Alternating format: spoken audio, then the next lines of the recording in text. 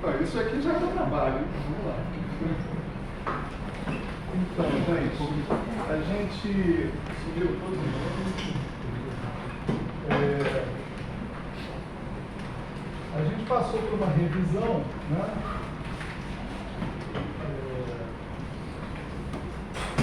Da questão de simetrias, né? Sobre o ponto de vista da ação. Como eu disse para vocês, as simetrias na mecânica quântica e na relatividade especial, elas são temas complicados de serem tratados, né? Assim, em geral. Você tem que apelar para a matriz S, você tem vínculos a partir da matriz S, você tem a questão da unitaridade ou anti-unitaridade no espaço de Hilbert, dos operadores que representam simetrias. Mas a gente consegue escapar de tudo isso nesse curso, só nesse curso, né? Se a gente estiver pensando na integral funcional, né? Que é o que eu espero que a gente vai ver hoje, né?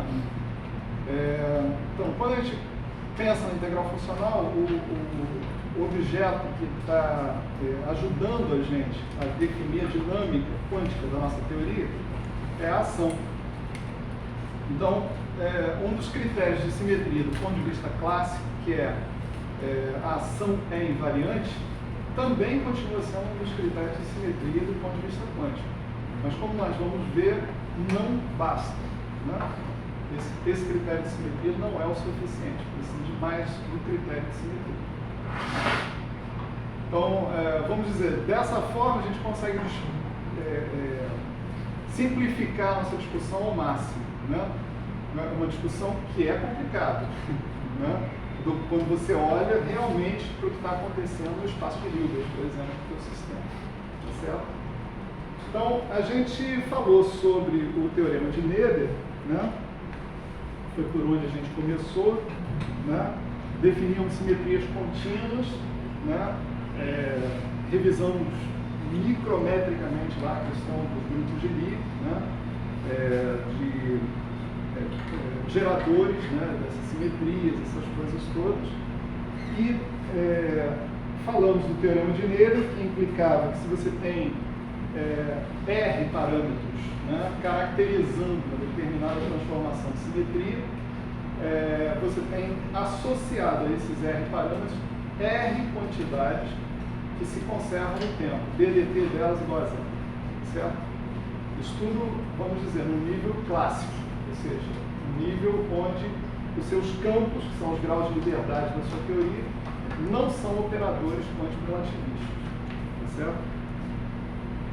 Então, isso era o que a gente via, né, através do teorema de Noether, né? E a gente finalizou ao passado dando dois exemplos bastante importantes no que diz respeito, mais uma vez, a esse curso, né? Que foi as correntes que você tem a conservação em função da simetria global do teu problema, tá certo? Tanto da simetria de fase global, quanto da simetria quiral global, tá certo? Então você tem duas correntes que se conservam em função dessas simetrias, né? Você tem as correntes de calibre, né? Esse I aqui está subjunto, você está aqui. Tá certo? E você tem a corrente quiral, né? A gente chama assim.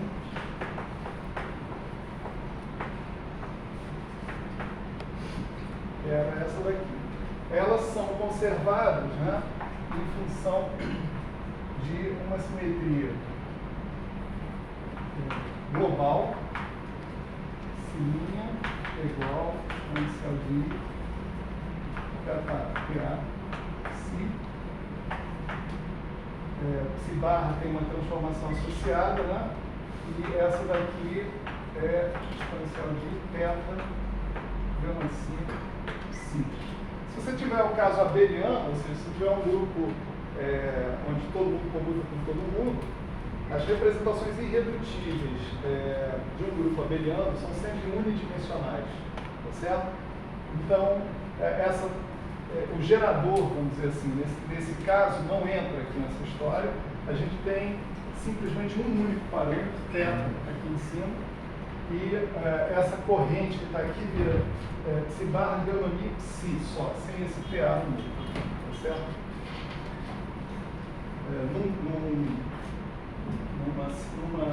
Num grupo abeliano, o único gerador é a identidade, tá certo? Identidade. Então essas são duas das correntes, né? Na verdade, duas das correntes principais com as quais a gente vai lidar aqui, tá certo? A gente vai tentar verificar a manutenção da conservação dessas correntes no nível quântico depois, tá certo? Então beleza, então vamos guardar essas correntes na memória, né? E vamos falar brevemente, né, do tal do teorema de Super-Lorentz, né? Antes de mais nada, deixa eu só lembrar, né, que a partir desses JBAs, né, a gente tinha cargas, né, que a gente podia definir, que eram integrais d3x de J0A, tá certo? Componente zero dessa corrente que está aqui. Então você vê, como essa corrente é um bilinear nos campos fermiônicos, nos campos de matéria, né, da sua teoria, esse J0A também é um bilinear, tá certo? E tanto a corrente quanto a carga envolvem produtos de campos no mesmo ponto, certo? Isso é potencialmente problemático, todo mundo já meio que sabia disso, né? Mas muita gente ignorou, assim, de propósito, né? Fechar os olhos e vamos para frente. Até certo ponto dá para ir para frente, depois a sujeira aparece, né? Debaixo do tapete. Então, se você pegar e impuser relações de comutação canônicas, né? Vamos chamar de π-psi,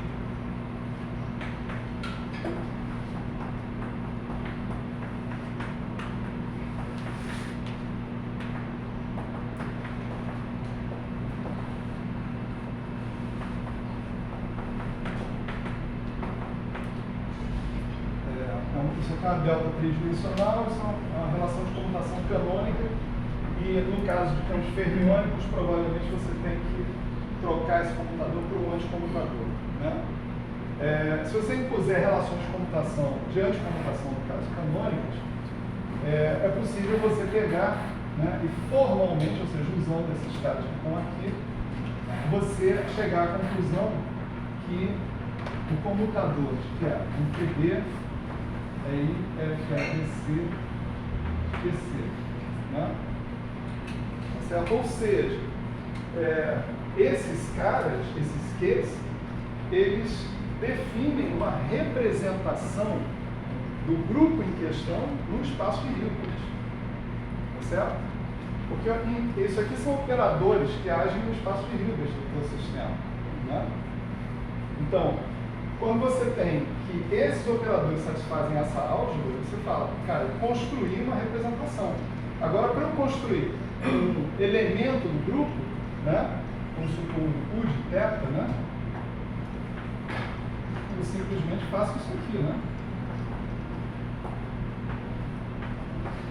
Eu tenho um cara atuando no espaço de Hilbert, eu tenho uma representação unitária, né, do grupo atuando no espaço de Hilbert.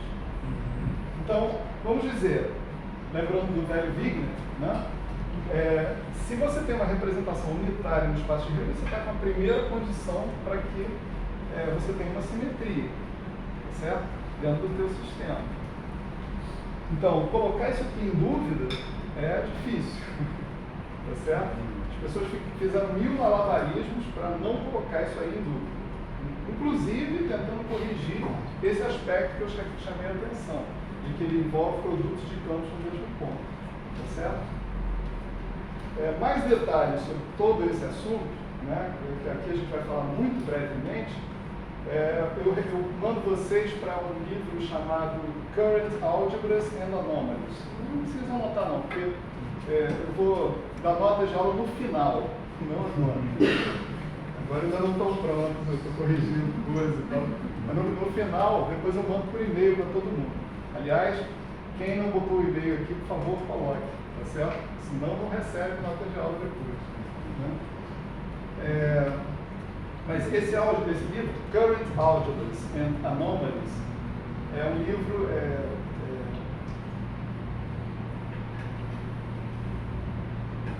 Vou lembrar os nomes dos caras, né? Treiman, Jacqui, né? Zunino, Witten, né? Esses 4 autores, mas eles não escreveram um livro, eles escreveram... isso aí é uma compilação de contribuições desses caras a conferências, notas de aula, realmente, notas de aula sensacionais sobre isso que está aqui, né? Então, especificamente essa parte da aula eu estou tirando das notas de aula do Jacqui, né? Roland Jacqui. Ele, esse pedaço, ele tem 2 grupos de notas de aula lá, chama Field Theoretical Investigations on Current Algebras, e o outro é Topological Investigations on Current Algebras. E esse teorema de Sutherland-Veltman, que eu vou citar aqui, ele dá muitos detalhes, né? Isso não significa que a gente não vai ter que trabalhar pra cacete para entender o que o cara está falando, né? Mas, tipo assim, tem referências, tem detalhes, tem um monte de coisa que tem lá, né? Então, quem tiver interessado em mais detalhes, inclusive de como se tenta contornar esse negócio que está aqui, né? Pode dar uma chegada nesse livro. Ele está citado aqui na minha bibliografia depois. Tá? Então, o que nós vamos falar agora é sobre, essencialmente, o famoso decaimento do Pi0 e 2 gama, né? Que é o desenho que ilustra o curso. Né? Então, você tem aqui o Pi0, né? Aí acontece alguma coisa aqui, magicamente ele vira 2 fótons, né? Isso é verdade, isso acontece na natureza, tá certo? Então, cabe a nós tentar entender, né, essa situação que está aí, né? Então, você tem uma amplitude, né, de espalhamento, né, associada com esse decaimento. Você pode escrever assim: você tem aqui o π representando momento, spin, etc. Íon, né? Lembrando que o π é uma partícula pseudo-escalar, tá certo? Q0 aqui. E π desculpa, o momento está explicitamente colocado no Pi0, é só um rótulo aqui para dizer que esse estado designa a presença do π. Né? Aí você tem gama aqui. Esse é o momento desse primeiro fóton aqui, depois você tem gama, linha, que vai falar do segundo fóton. Então esse aqui é o estado de 2 fótons, um de momento pequeno, um de momento pequenininho, né? E a gente tem várias razões, né? A gente não vai entrar muito no mérito delas, para dizer que essa amplitude de espalhamento ela tem que depender bilinearmente dos vetores de polarização desses fótons, né? Ela tem que ser uma coisa do tipo epsilon mi de Q, epsilon mi linha de Q', vezes um TMI de QT'. É claro que a gente tem que ter uma conservação de momento aqui, né? Então K é igual a Q nas Q', né? Essa história. Então, implicitamente, quando você fala em QT', você está carregando o K dentro da história, né? Esse TMI é uma estrutura tensorial, né? Que você tem que colocar aqui porque você, por exemplo, né? Quer dizer, uma instância onde fica bastante claro que você tem que ter essa estrutura é a chamada fórmula de redução, tá certo? O formalismo, LSZ, etc. e tal. Então, quando você olha para a fórmula de redução, você vê que os vetores de polarização, né, do campo eletromagnético, das partículas eletromagnéticas, saem das amplitudes dos valores esperados em questão. Né? Então, essa é a estrutura desse elemento de matriz. Né?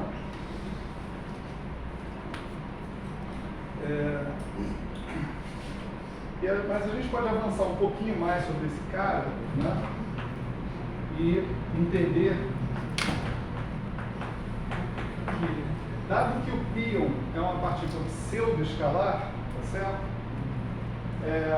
Essa contração toda que está aqui vai ter que ser uma coisa pseudo-escalar, tá certo? Esse epsilon e epsilon são vetores normais, então tem que ter um caráter pseudo-tensorial no TMI, tá certo? O grande tensor pseudo-escalar que a gente conhece é o símbolo de Levitine, né? Então esse TMI a gente imagina que vai ser alguma coisa assim, né? Então sigma, o símbolo de Levitine tem dois índices a mais do que eu quero, então os dois vetores que eu posso usar para contrair esses índices do símbolo de Levitine são os momenta, né? Dos fótons, né? Que eu vou querer sigma, tá certo? E eu tenho que admitir a minha ignorância em algum momento, né? Então, eu falei para o David, eu tenho que colocar uma outra função ali desconhecida, T de K2, né? Que quando esse K que está aqui é um K de Q mais Qlinho, né? Essencialmente. Então, isso continua sendo uma função de Q Qlinho, né? Oi?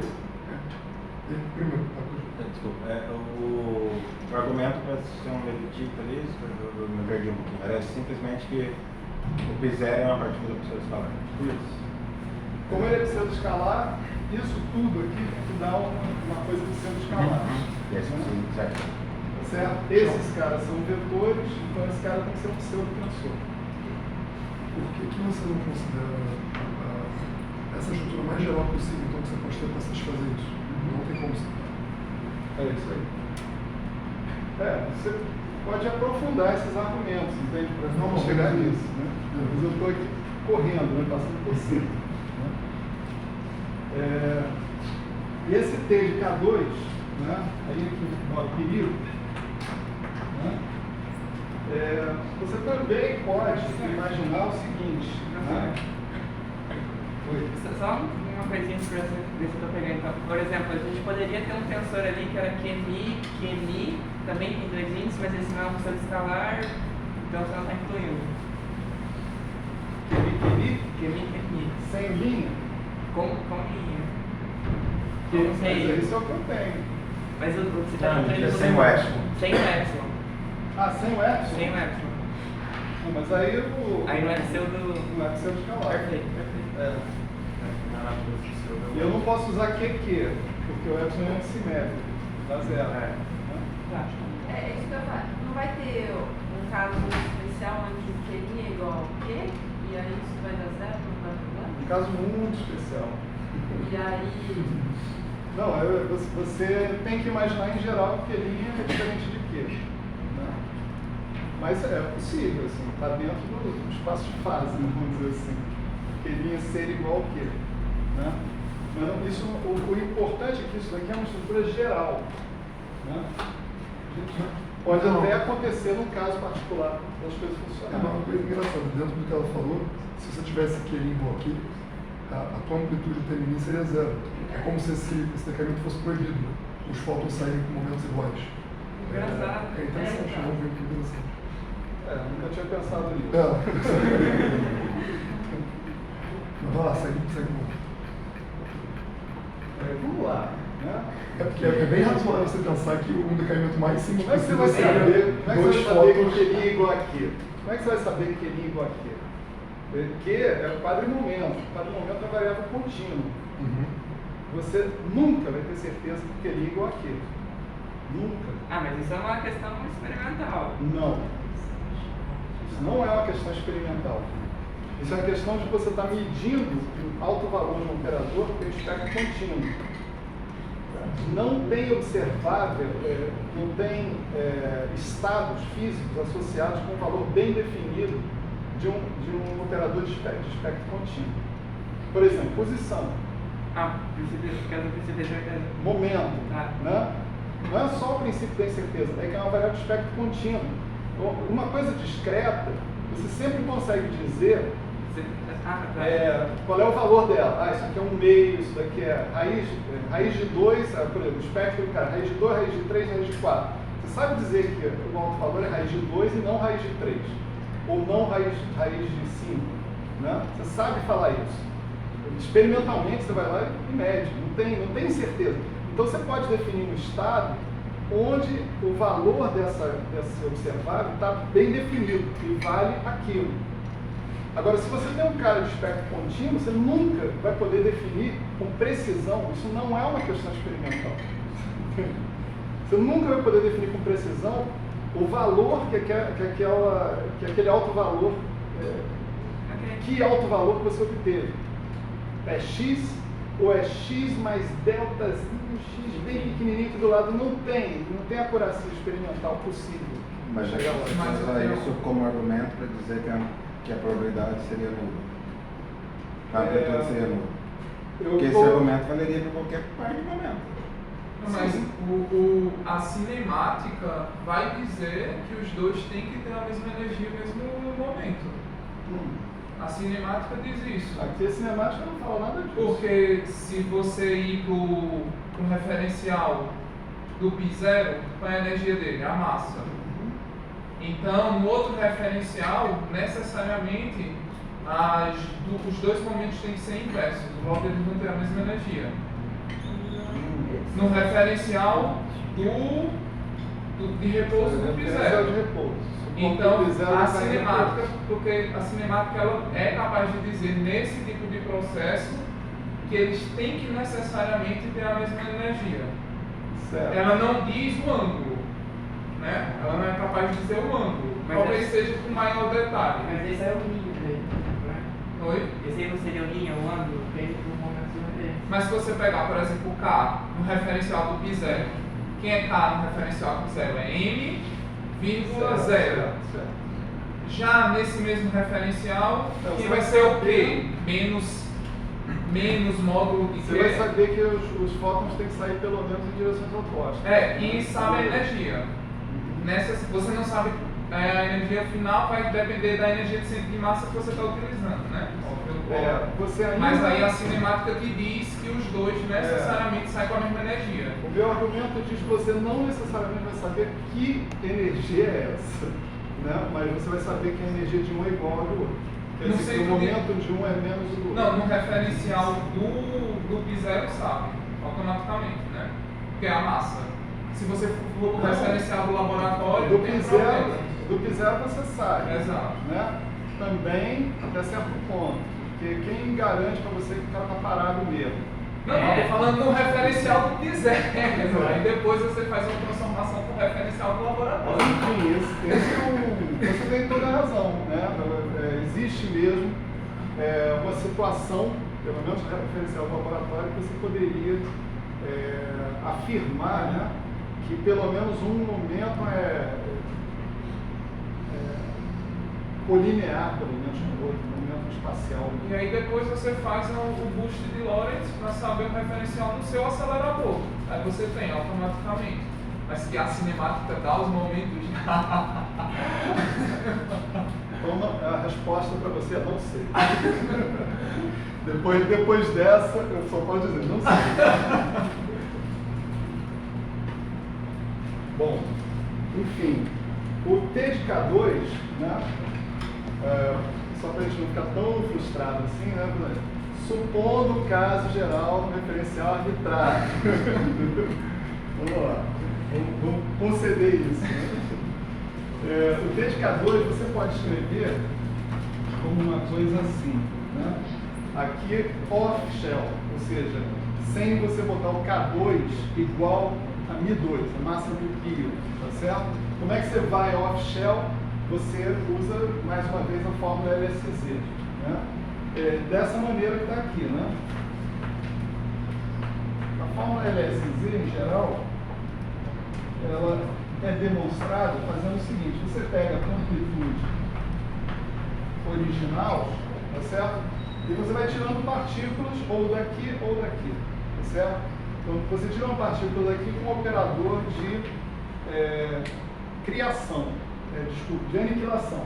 Você tira uma partícula desse estado aqui com um operador de criação. E aí você imagina condições assintóticas e transforma esse operador de criação e aniquilação em campos. Né? Isso é uma descrição da velocidade da luz da fórmula LSZ. Então aqui você está tirando o pion e substituindo por um operador que é capaz de criar um pion, tá certo? Num determinado estado assintótico, que a gente está chamando de phi de zero.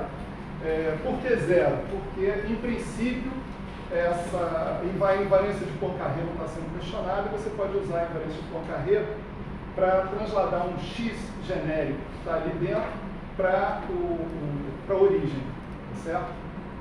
Então vai aparecer aqui um x, porque na fórmula LSD aparece um x.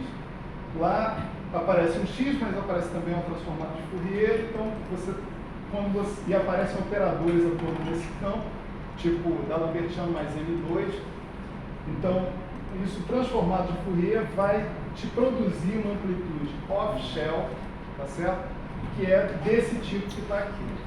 Para quem não conhece a formação LSZ, não se preocupe que não vai precisar conhecer aqui dentro do curso. Eu estou só descrevendo e dando a pista para vocês como é que a gente está raciocinando, né, nesse passo que está aqui. Né? Mas eu preciso dar essa pista porque... Oi, você ia falar? Só uma dúvida,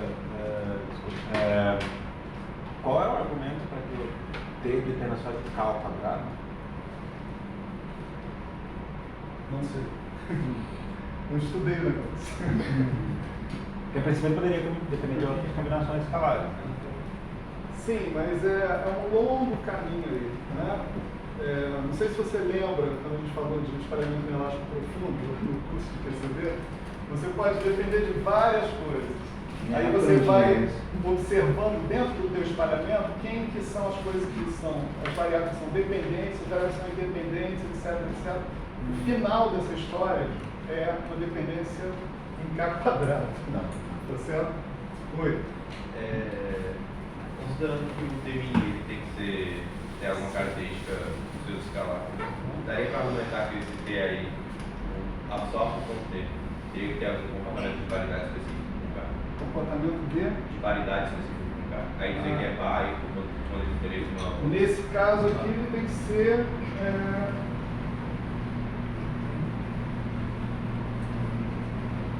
ele tem que ser um pseudo-escalar também. Verdade. Porque esse operador é o operador que está criando um pion aqui.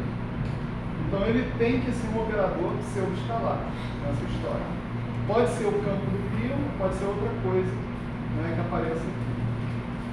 E isso me dá um problema aqui com essa outra forma que está aqui. Porque eu tenho um pseudo-tensor com um pseudo-escalar, em princípio, uma coisa que cancela a outra, né? Esse é um problema. Mas ele não seria a amplitude, não tem que ser escalar? Você está falando isso aqui?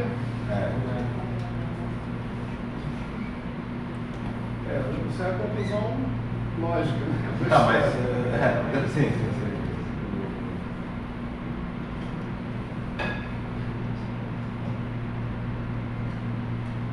Segue o baile do tivesse detalhes da Porque o argumento lá do Jacques era que o TMI tinha que ser um pseudo-tensor, por isso que ele botava no epsilon. Né? Se o TMI não tivesse que ser um pseudo-tensor, esse epsilon não estava entrando aí de momento nenhum. Mas um mistério para ser esclarecido, né? Depois dessa aula. Vou ver se eu esclareço o mistério e depois eu conto o resultado para você. Tião, só para dizer algo mais ali, tem que ser K ao quadrado também por conta da cinemática. Se tu pegar todos os invariantes entre os Ks, você prova que o único que não é constante é o K ao quadrado. Você pode fazer K ao quadrado, Q ao quadrado na massa. Você pode fazer Q' ao quadrado, vai ser números mais Q ao quadrado. Você vê que tudo é função de Q ao quadrado. Tá. Ou K ao quadrado. Você escolhe um. Ok. E todos os outros, a cinemática diz, olha, se você escolher um, todos os outros são funções exclusivas de um só. Então, a cinemática diz isso. Beleza. Isso aí foi exatamente o que eu disse para o Felipe, um pouquinho atrás. Beleza. Bom, vamos ficar com essa dúvida também sobre o T de K2, né? isso aqui você escreve usando a filosofia LSZ, ou seja, tirando a partícula e substituindo pelo campo interagente, tá certo aqui. E esse é um operador, como eu disse, que é um operador que sempre tem que ser capaz de criar um pion, né? E tem que possuir, portanto, os mesmos números quânticos do pion. Tem que ser um operador pseudo-escalar, né? Nesse sentido. Quer saber do bom operador pseudo-escalar? Olha aqui, né? JM5. Agora, esse é um JM5 explícito, né? Por que ele é explícito? Porque nós montamos uma teoria, né? Nesse caso é uma teoria livre, mas eu poderia ter uma teoria interagente também, né? E eu estaria falando, em geral, de um JM5 que seria a corrente de Neber da simetria quiral. Esse JM5 vai ter que ser um pseudo-escalar, um pseudo-tensor, um pseudo-vetor. Então, BMI de JM5 vai ter que ser um pseudo-escalar, tá certo? Então, você poderia pensar, o φ de zero que entra aqui é a corrente quiral, a divergência da corrente quiral, tá certo? Esse cara, BMI de JM5 é um pseudo-escalar, tá certo? Isso é um argumento independente de modelo. Isso aqui é uma forma do JM5 dentro de um certo modelo. Se você pegar o outro modelo que tem a simetria quiral, você vai produzir também um objeto pseudo-escalar, pseudo-vetorial, que não tem necessariamente essa cara que está aí. Tá certo? Isso depende da Lagrangiana que você está colocando ali, né? Mas o argumento genérico que estava aparecendo aqui bota um operador que seja capaz de criar um pion. O bom operador que a gente conhece, que traduz adequadamente a dinâmica desse processo, é a corrente quiral, e, portanto, a divergência da corrente quiral é um pseudo-escalar. E vamos ver o que acontece, né? Bom, o que acontece é o seguinte, né? O que acontece é que uma série de argumentos, né, que eu só vou citar aqui para vocês, não vou detalhar, né, como, por exemplo, a suavidade desses elementos de matriz, ou seja, o fato de que eles não variam violentamente com energia, quando você varia energia. O argumento de que a álgebra de correntes é válida, e esse é o ponto crucial da história, tá certo? E finalmente o último argumento, que chama-se de PCAC, né? Esse é uma sigla para Partially Conserved Axial Current, tá certo? Não sei se vocês se lembram que na aula passada, quando eu fui falar de simetria quiral, eu zerei a massa, tá certo? Eu mostrei para vocês, quando eu tenho massa lá, não tem mais simetria quiral, tá certo? A ideia é que, no limite, quando eu pego essa corrente quiral, numa teoria que envolva pions, etc e tal, a divergência da corrente quiral, quando os pions têm massa, ela é proporcional à massa dos pions. Então você não tem simetria quiral quando os pions têm massa. Tá certo? Você não tem. O que acontece é o seguinte, essa massa dos pions, em altas energias, pode ser considerada desprezível. Então você fala, no limite de altas energias, eu penso que a massa é aproximadamente zero, e, portanto, essa corrente axial é conservada nesse limite. Isso é o tal PCAC, tá certo? Partially Conserved Axial Current, tá certo? Você tem conservação da corrente axial no limite de altas energias, quando você pode pensar que a massa do pion é desprezível, tá certo? Então, esse é outro argumento que está aparecendo aí na história, né? Se você junta esses três argumentos, você chega à seguinte conclusão, que o T de μ quadrado, que no limite de PCAC, né, é o T de zero, igual a zero. Isso é uma previsão da álgebra de correntes acompanhada de alguns outros argumentos, né, que estão sendo esgrimidos aí ao longo do caminho. Né? Então, esse aí é o teorema de Sutherland-Veltman, no final das contas. Tá certo? O teorema de Sutherland-Veltman, então, nega que o mundo seja como é. Né? Ele diz, não, o P não decai em dois fórmulas. É claro que nem o Sutherland nem o Veltman achavam isso. Então, eles falaram, o teorema deles dizia, tem alguma coisa errada, né, nesse mundo aí. Né? Alguma coisa errada.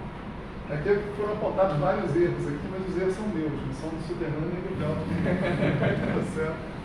Então, não vamos confundir os meus erros com os erros da grande comunidade da física. Né? O que acontece? O próprio Jacques e o nosso querido John Bell, né? Todo mundo conhece ele, das desigualdades de Bell, esse mesmo cara, certo?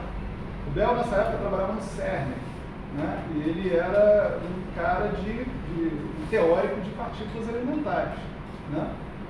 E ele e o Jacques olharam esse teorema de Sutherland-Veltman e falaram, isso daqui para tudo a gente tem que resolver esse problema. Né? Isso virou o problema. Isso em 1967, eu traço um breve histórico aqui nas notas de aula, depois vocês vão ver. A questão da anomalia quiral já estava mais ou menos presente na literatura 10 anos antes dessa história. Né? Do trabalho de Schwinger, de outras pessoas. Né? Mas era uma questão meio que marginal. Assim, todo mundo, tá, que curioso, interessante. Enfim, quando o P0 ficou ameaçado de não decair, aí a atenção da comunidade se voltou para o assunto. Ele falou, não, agora tem um problema fundamental entre a teoria e o experimento. Tá certo? E a gente vai ter que resolver isso. Né? Aí o que o Bell e o Jacques pensaram? Eles falaram, olha, vamos pegar um modelo específico, por exemplo, um modelo onde a corrente quiral seja isso, né? Ou outro modelo. Na verdade, tem um modelo lá, bem definido lá nas notas de aula do Jacques, né? E vamos fazer a conta. Fazer a conta mesmo, nesse modelo. Aí eu não vou disfarçar minha ignorância, não. Tá certo? Eu vou usar a expansão perturbativa, os gráficos de Feynman, e fazer a conta. É possível, plenamente factível fazer a conta sem problema nenhum. Né? Vamos fazer a conta. Fizeram a conta e não deu zero. Tá certo? Isso aqui não acontece num modelo específico. Aí vem Adler, que faz a mesma conta em outro modelo. Tá certo? Que é uma coisa bastante natural. Não sei se vocês concordam comigo, né? Cara, pode ser que seja um defeito desse modelo aí. Então deixa eu fazer com o outro. Né? E ele faz com outro modelo e não dá zero de novo. Tá certo? Então, agora, o problema que era um problema experimental virou um problema teórico. Né? O problema teórico é, se eu faço a conta com dois modelos diferentes, eu obtenho uma contradição com a questão das hipóteses do teorema de Sutherland-Veltman. Certo? Qual é o problema do teorema de Sutherland-Veltman? Aí as pessoas começaram a inventariar as coisas, né? Vamos olhar essa condição de suavidade. Né? Pode ser que ela seja violada. Não, não era violada. Não sei o que, não sei o que. Até que chegaram aqui. Né? A álgebra de correntes é que, em princípio, poderia ser violada, sob determinadas condições, né? Que eram satisfeitas nesse processo. Então, a violação da álgebra de correntes, em última análise, tem a ver com esse problema que a gente previu aqui. O cara é um bilinear nos campos, esse é um produto mal definido, você precisa definir com clareza esse cara, e ao definir esse produto com precisão, né, você é obrigado a escolher entre preservar a simetria de calibre ou preservar a simetria quiral. Você não tem uma regularização que preserve simultaneamente as duas simetrias. Certo? Com regularização eu quero dizer, transforme esse objeto aqui numa coisa que seja pelo menos provisoriamente bem definida. Né? Então, por exemplo, esse cara é o produto de dois campos no mesmo ponto. Uma possibilidade é você pegar esse cara e botar num ponto, esse cara e botar em outro. E depois, no final do processo, você fazer o limite quando um ponto tende ao outro e subtrair as divergências que você vai encontrar, né, no meio dessa história. Essa é uma possibilidade. Tem várias outras. Né? Então, o mistério, vamos dizer assim, né, se desfez quando você, analisando a questão da álgebra de correntes, você descobriu que havia violações desse negócio aqui sob determinadas condições. E aí, levando em conta essas violações, né, a gente consegue atualizar, né, a conta. Aqui vocês podem entender um valor esperado, etc. e tal, no meio dessa história, né? Esse cara como operador. A gente pode atualizar a divergência da corrente axial. Agora, a divergência da corrente axial apareceu com esse valor aqui.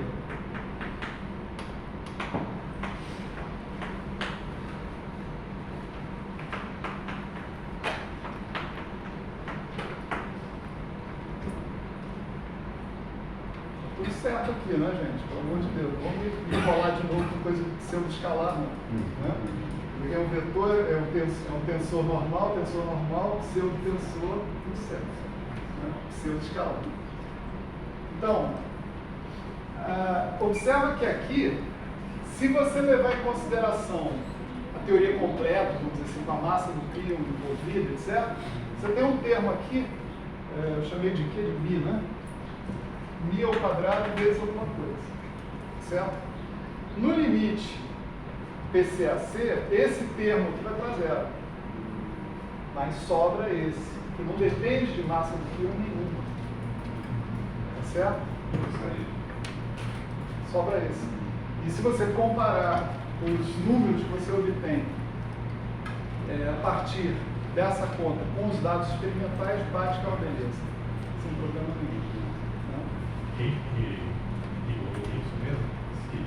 Os caras que mataram a charada são Adler, Bell e Jacquet. Né? ABJ. Essa é a chamada anomalia, finalmente. Né? Deixa eu tirar o mi aqui, uma heresia. Né? Anomalia quiral ou Adler, Bell e Jacquet.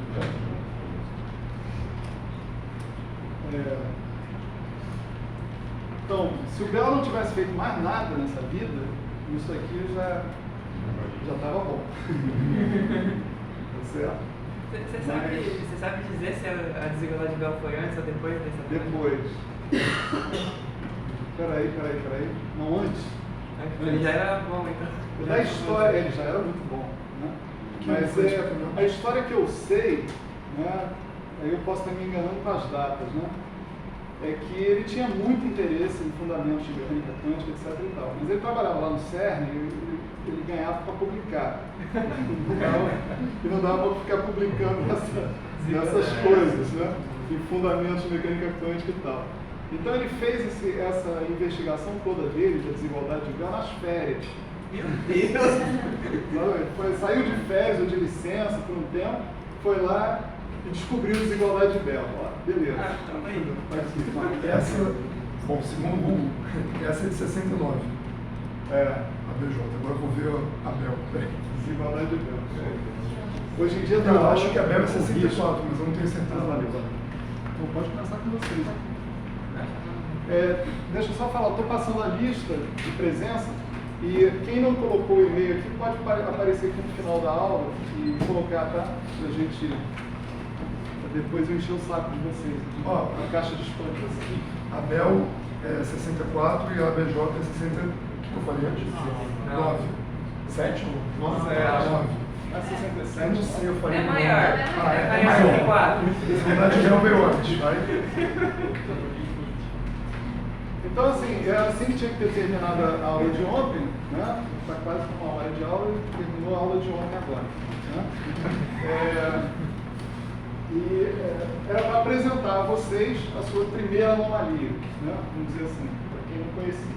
Quem não conhecia já está bocejando nessa altura do campeonato. Então, assim, um mundo novo se abre, né? Vamos dizer assim, você tem que tomar muito mais cuidado do que você tomava antes com a evolução das suas quantidades dinâmicas, né? Porque tem coisas e efeitos que são exclusivamente quânticos aparecendo aí, né?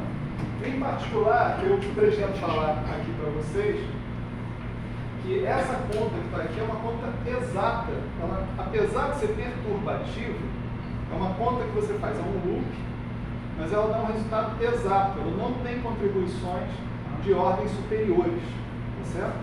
Esse resultado aqui é exato. Esse chama-se Teorema de Adler-Bardeen, tá certo? E ele vale para as anomalias em geral. As anomalias sempre são calculadas exatamente na ordem de um loop. Certo? Se der tempo. Esse teorema ainda fala de, tipo, o primeiro, no segundo loop que vai estar a anomalia. É um loop, é uma conta de um loop. Exatamente. Nossa, Machão, tem uma coisa que eu estou pensando aqui, que eu estou em dúvida. O vértice fundamental gerado pelo JM5, do diagrama de Feynman, seria fermion vetor. Aí eu fiquei pensando, não estava como zero, porque esse diagrama aqui da direita, ele não corresponde a esse vértice fundamental, não? Não, primeiro que aqui, né? Nessa conta aqui, a gente tinha uma teoria livre, não tinha interação, né? Para isso que está aqui, isso aqui não é um diagrama de Feynman, isso daqui é, vamos dizer, um elemento de matriz S, né? Isso aqui é um processo onde você tinha um P0 aqui e tem 2 fótons na saída. Só isso.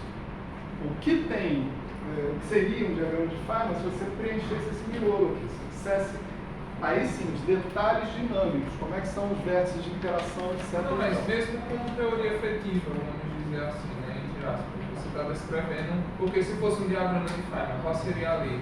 A mi, né, para os 2 fótons, aí teria esse termo aí. Não, você precisa de uma teoria para esse próximo. Por exemplo, se você olhar lá, né, nesse modelo que o Jacques usou, né, você vai ver que o modelo dele, o que circula dentro do loop são os prótons. Entende? O íon vira um próton, um antipróton, assim, né? Nesse modelo, tá certo? Aqui é uma interação eletromagnética com os fótons. Aqui você está vendo que você tem um vértice triplo, né, típico de acoplamento mínimo, né, eletromagnético. E aqui você tem um vértice íon, próton, antipróton, né? Tá certo? Uma coisa assim. Então isso depende do modelo. Por exemplo, se você tiver um modelo onde seu íon é composto de quarks, o que vai circular aqui dentro desse loop vão ser os quarks. Não vai ser próton, antipróton. Então depende muito de qual modelo você está utilizando. Porque eu achei curioso que é um vértice, eu pensei num vértice parecido, só que é um vértice muito estranho, que é um vértice que envolve 3 férmions, né? Aí um vértice fundamental que envolve 3 férmions, aí eu achei estranho. E é um férmion. Não, é uma palavra. Como assim, né? É isso mesmo. E um é férmion. Uma confusão minha, isso. Isso tá lá, o Wittgenstein, negócio.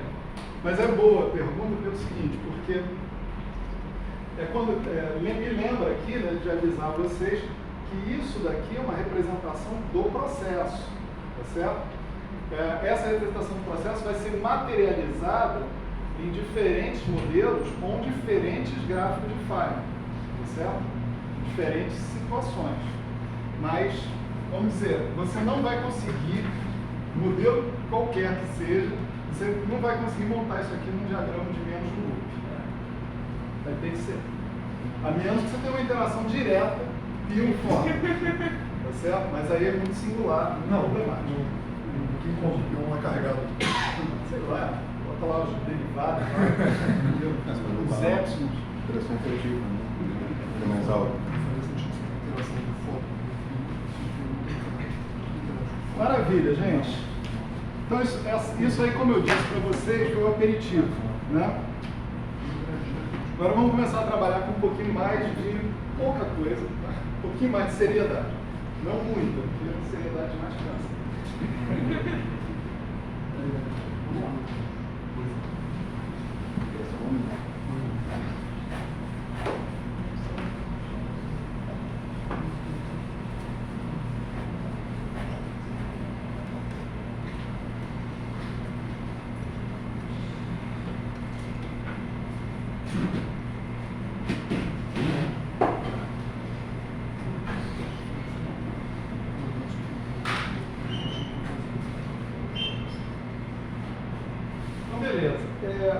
O plano agora, né, é apresentar a integral funcional para vocês, certo? E eu pretendo apresentar a integral funcional desde um ponto de vista que não é muito usual, né, mas que vocês podem encontrar documentado num livro de um cara chamado Rivers, né? Acho que é Path Integrals in Quantum Field Theory, se não me engano, né? É um livro razoavelmente fino e bastante denso. Eu odeio essas coisas. Você tem que passar 3 dias para ir de uma linha para outra, né? Bravo, mas é assim.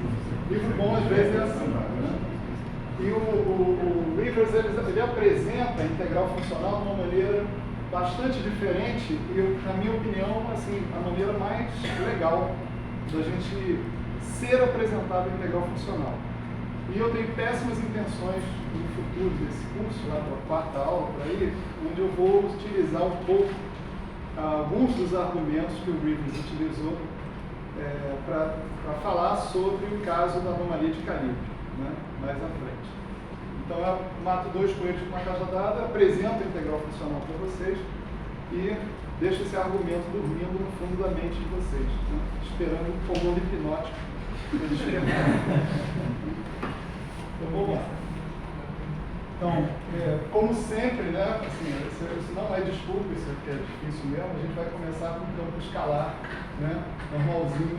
Aí nos livros os caras falam, para evitar tecnicalidades, né, etc e tal. As tecnicalidades muitas vezes são bastante importantes. Como é que você passa uma integral funcional de Boston para de Fermi, por exemplo, né? Tem todo um detalhe para a gente fazer isso nós não vamos fazer. Mas a gente vai pelo menos mostrar a filosofia da integral funcional, qual é. Né? Então a gente vai pensar numa ação, né, de um campo escalar. Isso define uma lagrangiana, uma densidade lagrangiana, como sendo meio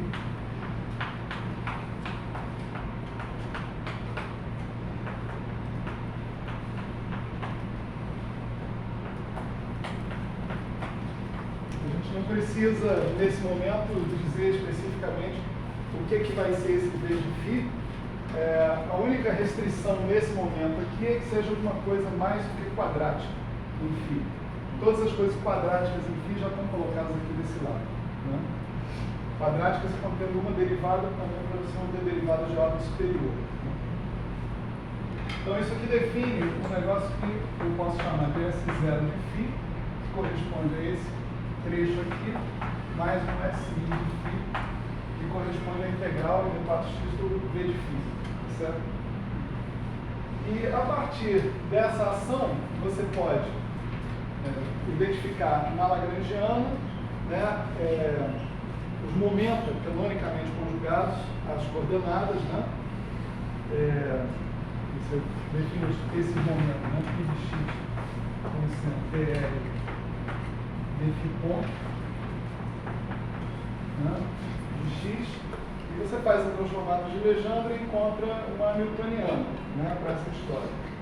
Nossa hamiltoniana também vai poder ser classificada em H0 mais HI.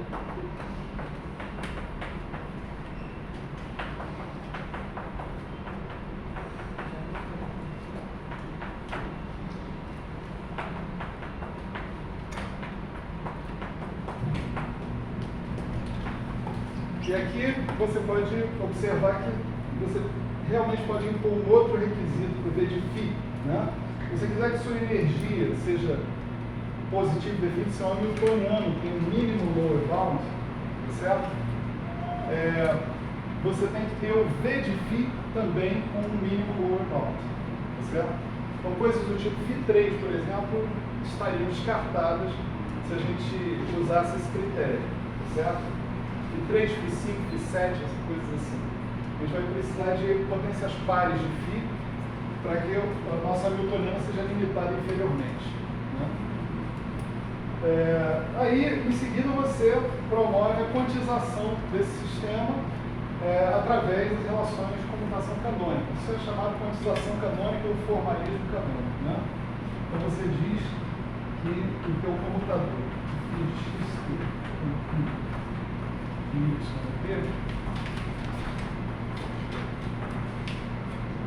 agora aí o delta x menos y, certo? São relações de comutação em tempos iguais, tá certo? Isso é bastante importante tanto do ponto de vista clássico quanto do ponto de vista quântico, né? Se você pegar o teu campo no tempo e teu momento cronicamente conjugado no outro, não tem obrigação nenhuma disso aqui satisfazer isso, tá certo? Ou, na definição dos parênteses de Poisson clássicos, você já usa para todo mundo no mesmo tempo, tá certo? Bom, usando isso, né, você pode calcular equações de movimento dos seus campos. E no caso deles serem operadores, que agora é a situação, são chamadas equações de Heisenberg, né?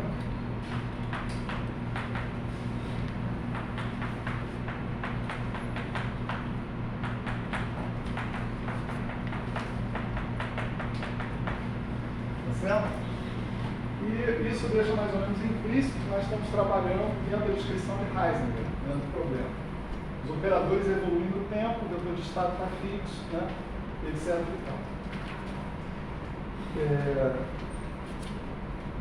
Bom, até aqui está tudo lindo, maravilhoso, né? Etc. E tal. Agora vamos lembrar que tem um V de φ aqui que é pelo menos quártico, certo? Nessa história. Então, quando você estiver fazendo comutador de φ com H, essas relações de comutação que estão aqui, elas agem como se fossem derivadas, essencialmente. Então, no final, quando você comutar o φ com a parte do V de φ aqui, você vai ter um termo do tipo φ3. Certo? φ comutado com φ4, por exemplo. Π, melhor assim. Π comutado com φ4. Né?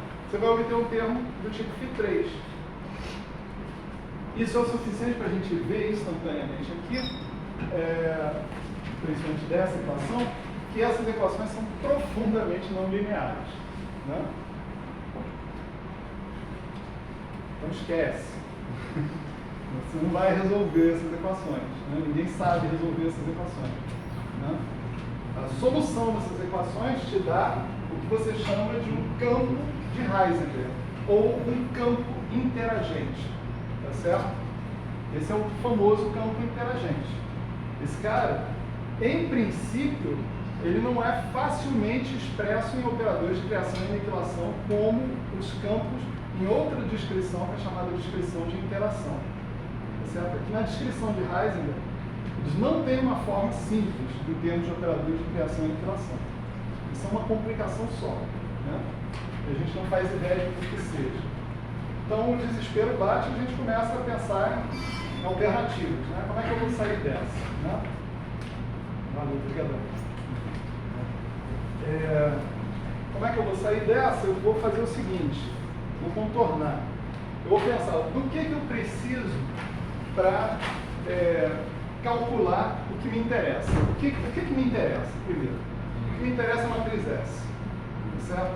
Se eu estou falando de física de partículas elementares, o ponto básico são processos de espalhamento, tá certo? Processo de colisão entre partículas. Eu quero saber o que dá, qual é o resultado no processo de colisão entre duas partículas. Ou quais são os resultados prováveis e quais são as suas probabilidades. Tá certo? Isso que me interessa. Já a malfadada fórmula LSZ, né, que eu acabei de citar aqui várias vezes, faz uma conexão entre o elemento de matriz S e certos elementos que a gente pode chamar de funções de Green. Tá certo? Quer dizer, se eu tenho essas funções de Green, eu tenho uma prescrição mecânica, trivial, simples, sem complicação, para obter a matriz S. Tá certo? Então, essas funções de Green, vamos chamar assim de Gn, x1, xn, a formulação LSZ nos diz que tem que ser desse jeito. Né?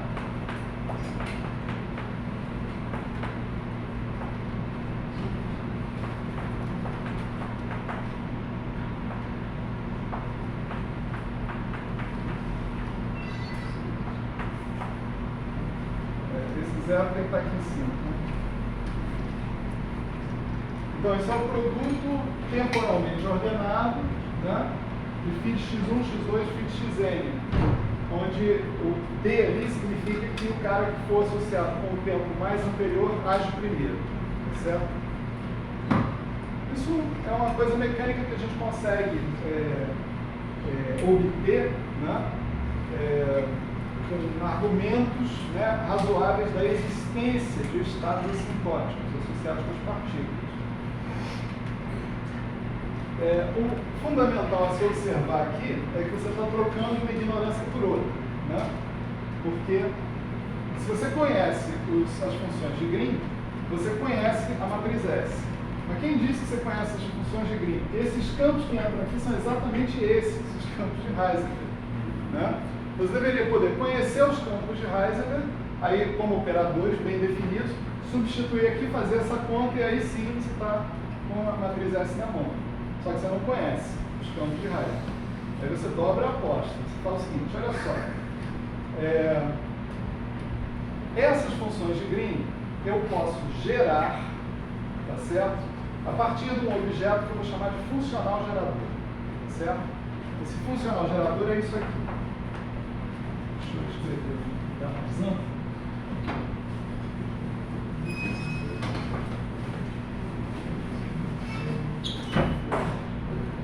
Chamar de Z de J esse cara, né? Já vai ficar claro o que é J, né? Ele é um somatório igual a zero infinito, né? De I elevado a x sobre n fatorial integral d4 x1 d4 xn J de x1 J de xn, Gn, x1, xn. Certo? Eu estou definindo esse objeto, onde esse J que está aparecendo aqui é o mesmo J, só que em pontos diferentes, uma certa função bem definida, assim, externa, você que diz que função é essa, né? Ela está aparecendo aqui, isso não é um operador, o J, tá certo? O G não é um operador, né? O G é um valor esperado, então ele é um número em princípio.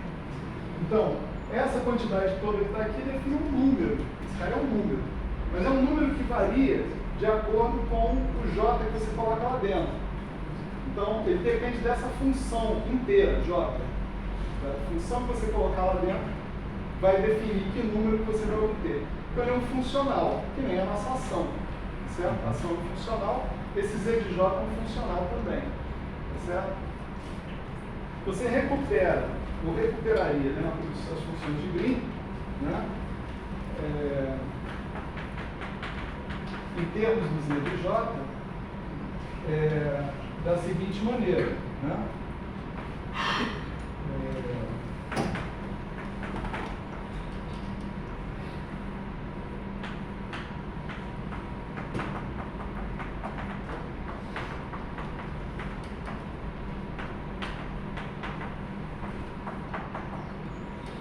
Certo? Façam a conta, né? Vamos ver que é fácil ver isso, né? Esse n fatorial dividido aqui está claro pelo seguinte: quando você faz a derivada funcional, você vai obter n fatorial combinações, porque você vai passar por cima desses caras aqui, um depois do outro, tá certo? E isso vai cancelar o n fatorial. 1 sobre i elevado a n vai cancelar esse cara que está aqui, tá certo? E no final, essas derivadas funcionais vão, porque a única contribuição que vai sobrar dessas n derivadas funcionais vai ser o Gn quando você fizer o J igual a zero. Os termos nessa soma tiverem menos J's do que n, vão isso se esgotar em termos de derivadas funcionais antes, não dá zero. Os termos que tiverem mais J's vão produzir alguma coisa que ainda depende de J, e quando você fizer J igual a zero, vão para zero. Então, o único termo dessa soma que contribui para o Gn é o termo com precisamente n J's, tá certo? Então, você pega esse termo, faz essa sequência de derivadas funcionais e você obtém de volta o Gn. Continuo trocando 6 por meia dúzia porque não sei quem é Z de J. E por que eu não sei quem é Z de J? Porque eu não sei quem é o Gn. Tá certo? E por que eu não sei quem é o Gn? Porque eu não sei quem é a solução das equações de Heisenberg. Tá certo? Isso é bom, às vezes, a gente lembrar que a gente não está evoluindo, a gente está que nem galinha andando em cima, né? Nessa história. Mas aí, agora, vem o pulo do gato, né? É possível, né, você encontrar uma equação diferencial funcional do Z de J. Certo? É possível. Não vou dizer como aqui, mas para melhores referências, vamos dar uma olhada no Rivers. Certo? O Rivers tem isso explicado. Isso é chamado construção de Szymanczyk. Certo? É sensacional, só posso dizer isso. Embora também padeça de grandes defeitos. O defeito de ignorar que campos não estão definidos. O produto de campos não está definido no mesmo ponto. Certo? Mas Sim. aí ele deixa de ser um campo quântico, né? Porque na integral funcional, I são meio que clássicos, né? São clássicos. Então não teria esse problema, entre aspas, né? Porque essa é a grande vantagem. Vai ter esse problema sim, mas a gente vai chegar lá. A gente vai chegar lá. Mas até o momento a gente não falou em integral, funcional ainda. A gente falou em funcional. Né? A gente falou em funcional, esse Z de J. Tá certo? Integral funcional vai aparecer e você vai ver que o problema continua lá, só que em outro lugar. Tá certo? Não mais nesse primeiro lugar. Então, essas equações diferenciais funcionais, essa equação diferencial funcional, chamada equação de Dyson-Schwinger, tá certo? É uma equação que você pode montar para o Z de J. O Z de J satisfaz essa equação. Então, seu problema passa a ser não mais resolver as equações de Heisenberg, e sim resolver a equação de Dyson-Schwinger e encontrar o Z de J. Você encontrou o Z de J, você deriva ele, encontra o Gn, derivou, encontrou o Gn, vai lá e obtém a matriz S. Contornou o problema. Então vamos ver as tais equações de Dyson-Schwinger, pelo menos a cara delas. Né? A cara delas, para esse modelo que a gente está colocando aqui, é a seguinte. Né? Esse D'Alembertiano é um D'Alembertiano calculado na variável x. Né? Aqui não é uma dependência funcional, mas eu estou só multiplicando. Né? 1 sobre i, derivada funcional em relação a j do x. Mais um velhinho, agora sim é uma dependência funcional. Tá certo? Vocês me desculpem porque não tem como eu mudar a notação aqui, para ficar mais claro, né? Então, V' de 1 sobre I, D a dj de x. Eu vou tentar compensar isso dando um exemplinho, né? Menos j de x, todo esse operador aplicado em C de j, dando zero. Certo? Isso é uma equação diferencial funcional. Certo? Os derivados que aparecem nela são derivados funcionais. A linha é uma derivada do V? Já eu explico, agora mesmo. Né? Então, por exemplo, né? Suponha que o teu V de φ seja φ4. Né? Não vou botar com constante acoplamento, nem fator de normalização, nem nada. Né? O que eu estou chamando de V' de φ é a derivada do V de φ em relação a φ. Então, isso vai ser 4φ3. Ok? Tá certo? E essa dependência funcional aqui significa que eu vou pegar o V'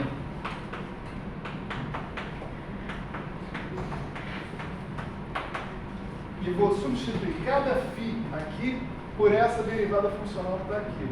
Então isso aqui vai ser 4, 1 sobre I, d dj de x,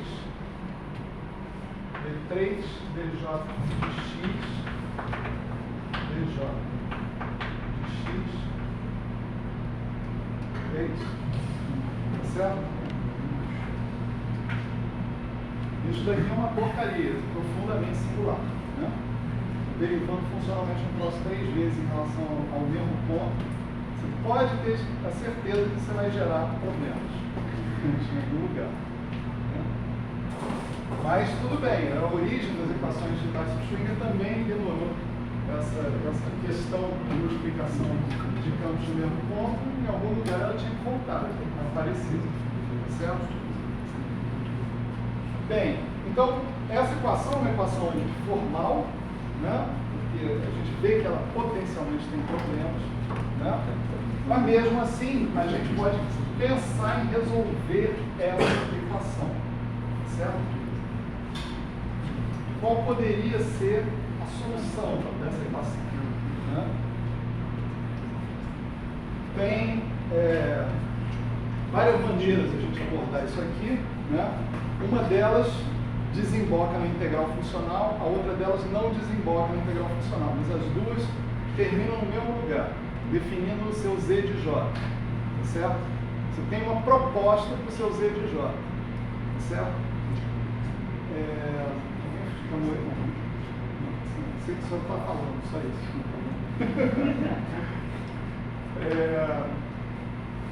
Então, o método para resolver uma equação diferencial ordinária, em geral, um dos métodos possíveis, é o método de transformar de Fourier. Tá certo? Como é que você faz lá? Por exemplo, você pega a tua função f de x, né? E você considera a tua função f de x como uma certa integral em dt, a exponencial de ipx, vezes um certo f de t, não é isso? Aí você pega, substitui essa expressão na tua equação diferencial e você transforma a sua equação diferencial em princípio uma equação algébrica para o f tilde t, certo? Aí você vai e resolve a equação algébrica, encontra o f tilde p, substitui ele aqui, tá certo? E vire-se com a integral. Se você conseguir fazer a integral, você tem a solução da sua equação, tá certo? Sem maiores problemas.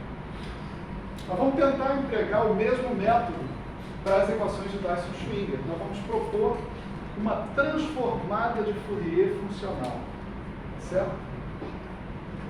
Então, para isso, a gente precisa primeiro ter clareza sobre que tipo de objeto é esse que eu estou propondo aí.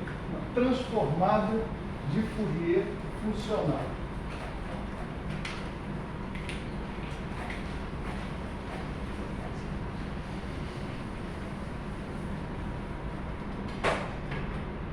A transformada de Fourier de uma variável, né, implica o aparecimento de uma variável conjugada, que é o P, tá certo? Se você tiver duas variáveis, você vai aparecer com duas variáveis conjugadas, vamos dizer P1 e P2. Né? Se tiver três, é uma transformada de Fourier de 3 dimensões, a gente está mais que acostumado com ela, 3 variáveis, P1, P2, P3. Né? Se você tiver um espaço n-dimensional, você vai ter n variáveis, P1, P2, P3, Pn. Certo? Quer dizer, a tua função final vai ser uma função dessas n variáveis. Aqui você vai ter dnp, dp1, dp2, dp3, dpn. Aqui você vai ter EAI, P1x1, mais P2x2, mais P3x3, mais PNxn. Né? E no final isso reproduz a tua função de múltiplas variáveis, f de x1, xn. Certo? Então, quanto maior o número de variáveis, né, das quais depende a sua função, maior o número de variáveis de integração ou de variáveis conjugadas que você vai ter por aqui. Isso é uma característica geral das transformadas de Fourier. Pergunta: a minha função desconhecida é o z de j, não é isso? É esse cara que eu quero saber. Esse cara é um funcional. De quantas variáveis ele depende?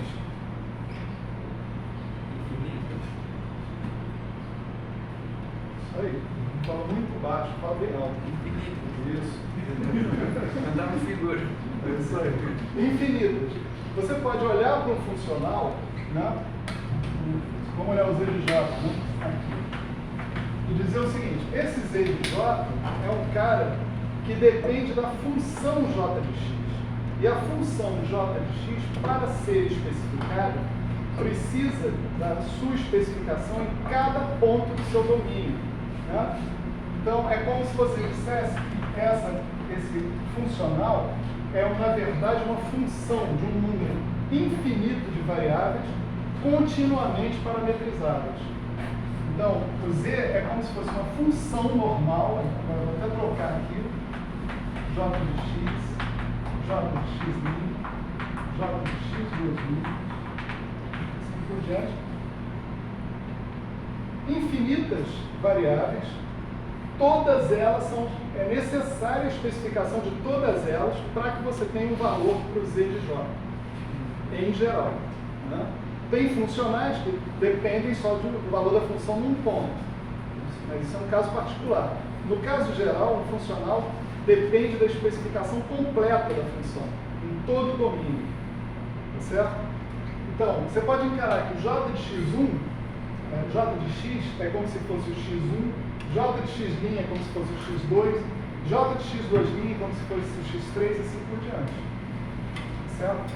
Então, olhando para um funcional como sendo um objeto, uma função de um número infinito, continuamente parametrizado de variáveis, você pode pensar como vai ser a transformada de Fourier de um treco desse. Tá certo?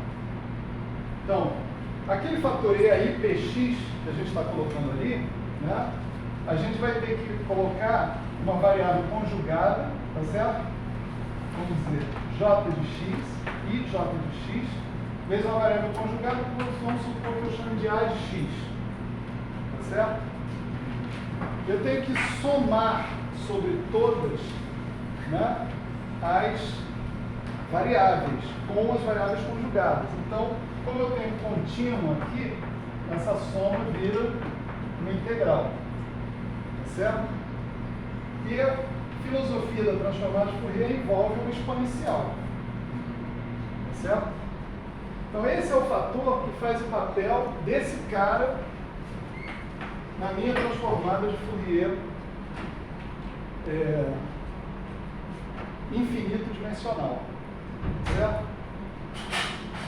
Eu vou ter que colocar também alguém aqui, vou chamar de um certo f de a, que vai fazer esse papel aqui.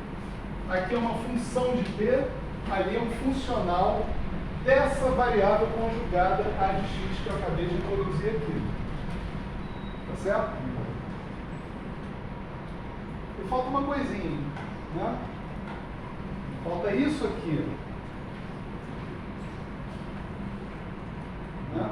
A medida de integração. Né? Infelizmente eu comecei muito para lá, acho que vai ficar apertado aqui. Não, deixa eu escrever para cá mesmo. Vamos lá. Então, eu vou precisar fazer o seguinte, eu vou precisar fazer dA de x, que nem ali, dA de x min, dA de x duas linhas, para todos os x. Tá certo? Então, o resultado aqui, integral, né? Vai ser uma coisa assim, produtória para todos os x, de dA de x, f de a, exponencial de i, integral, d4 de x, j de x, a de x. Certo? Essa medida que está aqui, eu posso definir com o nome genérico de dA. Tá certo? Dá para perceber que, se eu pegar o a no ponto x e considerar todos os valores possíveis que ele pode assumir, tá certo? O a no ponto x', considerar todos os valores possíveis que ele pode assumir. O a no ponto x duas linhas, todos os valores possíveis que ele pode assumir. E em cada ponto desses, x, x', x duas linhas, eu escolher um desses valores, o que eu vou ter no final é uma configuração desse a de x. Eu vou ter uma fixação de uma função a de x. Tá certo? Como eu estou integrando sobre todos os valores possíveis da função em cada ponto, efetivamente eu estou integrando sobre todas as funções. Tá certo? Todas as funções a de x. Tá certo? Daí essa notação que está aqui, implicitamente dizer para nós que a gente está somando sobre todas as configurações. Certo? A gente está integrando sobre todas as configurações possíveis a de x. Diga. O domínio da função j é contínuo, né? X. O fato de ser infinito não é numerável na prova não. Você está fazendo um produto 1 por 1. Só que de 1 por 1 você não chega no total. Sim, estamos ignorando todos esses problemas. Se você trouxer esse raciocínio, né, ou raciocínios até mais sofisticados do que esse, na frente do matemático, o cara, a primeira coisa que ele vai fazer é dar risada.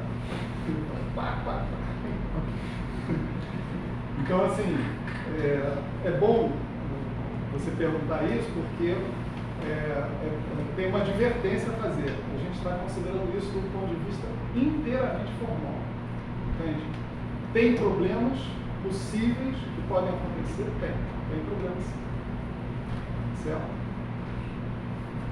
E o primeiro problema deles, né, é justamente que, como você acabou de reparar, isso daqui é um infinito não enumerável. Né?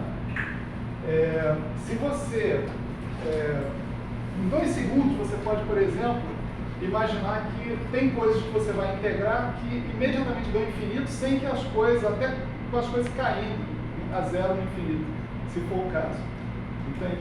Por causa dessa medida que a gente definiu aí. Essa medida é muito problemática. Né? E David, a herança maldita daquela história de produtos de campos no mesmo ponto veio para cá. Certo? Veio para esse elemento que está aparecendo aqui. Aí, se obter a amplitude bater com o experimento, não importa. E os matemáticos se preocupem. Eu queria poder dizer para você que eu penso exatamente da mesma forma, mas estou sendo gravado.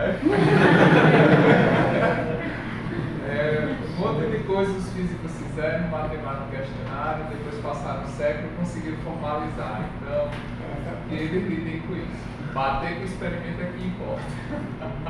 De certa forma, agora tem um ponto assim, né, que eu acho que é importante, né, ressaltar, né, é que as coisas elas são bastante razoáveis no final das contas. Os matemáticos é que ainda não conseguiram dar um conteúdo para isso, né, um conteúdo razoável para isso, né. Mas isso, como você disse, é problema dos matemáticos no final das contas, né. Mas não pode nem reclamar, está gerando emprego para ele. Estou dando emprego para ele. Assim, para não dizer, como a gente está falando tão mal dos pobres de matemática, né? Os matemáticos estão estudando ativamente nos últimos anos essa questão da definição da integral funcional, né? Tem vários resultados e o nosso matemático físico mais famoso, o Itten, ele tem colaborado, inclusive, nessas coisas, tem produzido trabalhos, né, que visam uma definição final da integral funcional como algo que faça sentido, pelo menos dentro de um certo contexto aí, matematicamente esotérico, né? Mas há tentativas nesse sentido, né, de fazer isso. Mas enquanto eles tentam, a gente vai em frente. Não dá para perder todo esse tempo, né? A gente está, no fundo, no final das contas, a gente está interessado em outra coisa. Essa que é a diferença, né? O esforço dos matemáticos não é menos nobre do que o nosso, mas é um esforço numa direção e o nosso em outra, só isso, né? Na verdade, como disse o David, né, a concordância com os dados experimentais apresenta um desafio para os matemáticos, né? Apresenta mesmo. Outra observação, a renormalização era uma prática considerada pouquíssimo elegante e digna de reprovação, né? Nos inícios da teoria quântica de campos, né? As primeiras coisas que se fez, né, em termos da QED, né, o Lambda Shift, essas coisas todas, bateram com a experiência maravilhosamente, mas o Heisenberg, por exemplo, Heisenberg falou, isso aqui não tem condição de estar certo. Não tem condição de estar certo. Isso aqui mostra que nós estamos no caminho errado, que tem alguma coisa muito ruim aqui dentro da teoria quântica de campos, né, porque não faz o menor sentido, etc. Inclusive, ele gastou um bom tempo da vida dele, né, se não me engano, nos últimos anos produtivos dele, tentando desenvolver uma teoria de variáveis não comutativas, né, no espaço-tempo, né, que introduzisse uma escala natural, vamos dizer assim, porque todo problema é um problema de você fazer as coisas coincidirem no mesmo ponto. Os pontos são continuamente parametrizados, não são discretos. O Heisenberg pensou, se o espaço-tempo não for contínuo, mas se ele for discreto, acabou o problema. Entende? Vai ver que esse problema da teoria quântica de campos é porque o espaço-tempo é discreto, a gente não está levando isso em consideração. Então ele passou a tentar, né, investir nisso para ver se a coisa andava. Não andou naquela época. Depois, muitos anos depois, assim, década de 90, isso acabou sendo retomado pelo pessoal de teoria de cordas, falando isso. Então, a formulação mecânica quântica, mais parte Schneider, aquele espaço discreto, tem toda uma mudança dos computadores, a computação mecânica quântica, o espaço não computa mais. Então, tem uma formulação toda nova nessa ideia de espaço discreto. Ele utilizado pela gravitação quântica, a formulação de gravitação quântica. Na coisa de loop 4 graus. Sim, né, também. O Heisenberg tinha proposto, se não me engano, 35, alguma coisa desse tipo, relações de comutação não triviais entre pontos diferentes do espaço-tempo, né? X com Y, em princípio não comutável, e você tinha uma escala de comprimento indicando essa não comutação. E aí, mais uma vez, coisas geniais, assim, né? Eu considero genial esse negócio. Você está olhando os pontos do espaço-tempo como comutantes porque você não está olhando na escala de comprimento adequada. Se você olhar para a escala de comprimento adequada, tem uma não comutação. Só que a sua física de macroscópica não seria sensível a essa escala, que é muito pequena, né? O fato é que isso não funcionou naquela época. Isso hoje tem tentativas, como disse o Anderson, de implementar isso por outros caminhos, inclusive o loop quantum gravity, né? Dentro dessa história. Bom, o que falávamos? Entusiasmo, por favor. Tiago, você chega à situação em um matemático mostrar que isso de forma alguma pode ser consistente com a vamos ter que despedir o matemático. Contratar outro. Se ele mostrar que tem uma inconsistência, né, você vai ter que explorar as consequências dessa inconsistência, né? do ponto de vista físico, né? E ver o que dá para falar e o que não dá para falar, né? Agora, sim, eu estava falando da renormalização. Mas seria muito você falou estranho isso. isso, né? Se fosse consistente, porque os propagadores da QCD só podem ser encontrados via integral funcional, né? Pelo menos todo livro de QCD faz isso, né? E nunca vai para a comutação canônica. Os propagadores não são nem o caso, são os vértices de interação. Agora, existe formulação canônica da QCD. Você pode encontrar tudo, vértices de interação, essas coisas, pela formulação canônica. Só que ninguém usa. Você acabou de dar um novo pesadelo, né? Eu tenho até uma referência para você. Tem um curso na primeira ou na segunda Escola de Verão Jorge Andrés Vieira. Tem aqui na biblioteca um curso de QCD pela formulação canônica. Maravilhoso, né? Enfim. Mas eu estava falando da renormalização. Só para lembrar isso, né? A renormalização já houve um tempo, como eu estava mencionando, né? Que ela era considerada quase universalmente, né? Pré-1950,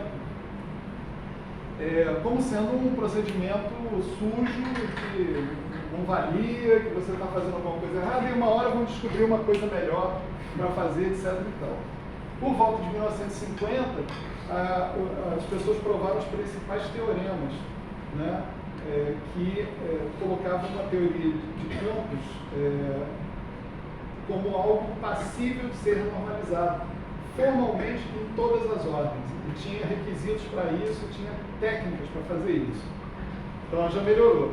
Mas por volta de 1970, as pessoas falaram, basicamente os trabalhos do Epstein e Glaser mostraram o seguinte: olha, renormalização não é uma sujeira da sua teoria. Renormalização é um direito que você tem. Você tem que pegar esse direito e fazer bom uso dele, entende? Do bom uso desse direito vem, inclusive, uma coisinha chamada grupo de renormalização, né? Então, renormalização mudou completamente de status a partir daí. Ou seja, apesar de ainda aparecer gente que, até hoje, que fala que normalização é jogar sujeira para debaixo do tapete, não acreditem, não é isso, entende? A normalização é um negócio muito sério e muito bem estruturado, entende? Hoje em dia. Então, quem sabe, né?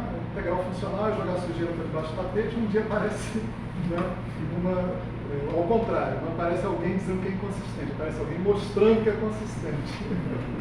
Quem sabe, né? Enfim, essa é uma possível solução das equações de Dyson, da equação de Dyson-Schrödinger. Eu, de vez em quando, vou entrar em um ato falho que fala equações de Dyson-Schrödinger, né? Porque você pode tomar derivadas funcionais dessa equação, calcular em J igual a zero, né? E você vai ter relações entre as funções de Green da sua teoria, e das chamadas funções de Green com inserções, onde a função de Green, onde além daquele produto temporalmente ordenado, você tem monômios dos campos, φ de x ao cubo, φ de x a quarto, φ de x a quinto, dentro daquele produto temporalmente ordenado, né? Então, você vai, isso aqui, na verdade, se você tomar derivadas funcionais em relação a J, tomar em J igual a zero, isso te dá uma torre infinita de equações relacionando as funções de Green umas com as outras. Por isso que muita gente chama isso de equações Dyson-Schrödinger, tá certo? Eu prefiro chamar de equação, né, porque eu prefiro olhar do ponto de vista funcional, tá certo? Essa equação, né? E imagina, para nossas finalidades aqui, né, nesse curso. Então, isso aqui, né, que a gente escreveu pode ser resumido, e se você olhar para esse cara que está aqui, você vai ver que isso daqui é exatamente a equação de movimento clássica do teu campo, tá certo? Aqui você bota φ, e aqui você bota φ, e você vai ver que isso é a equação de movimento clássica do seu campo. Então essa mesma equação, ela pode ser escrita como isso aqui, ó, ds dφ de x e φ igual a 1 sobre e a dj mais j de x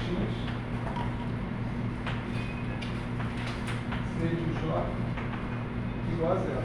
Certo? Bonitinho, né? Bem mais. Né? E essa forma aqui está mais ou menos pronta para ser generalizada para outros campos, etc. e tal. Né? Embora essa generalização seja penosa, tem que ser campo a campo que você vai fazer isso. Né? Eu nunca vi ninguém fazer para nada além de campo escalar.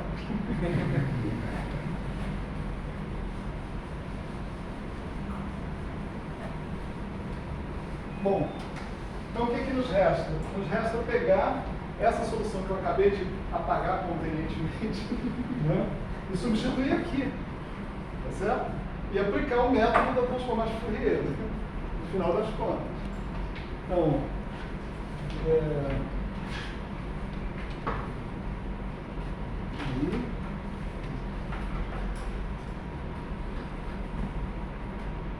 antes de fazer isso, né,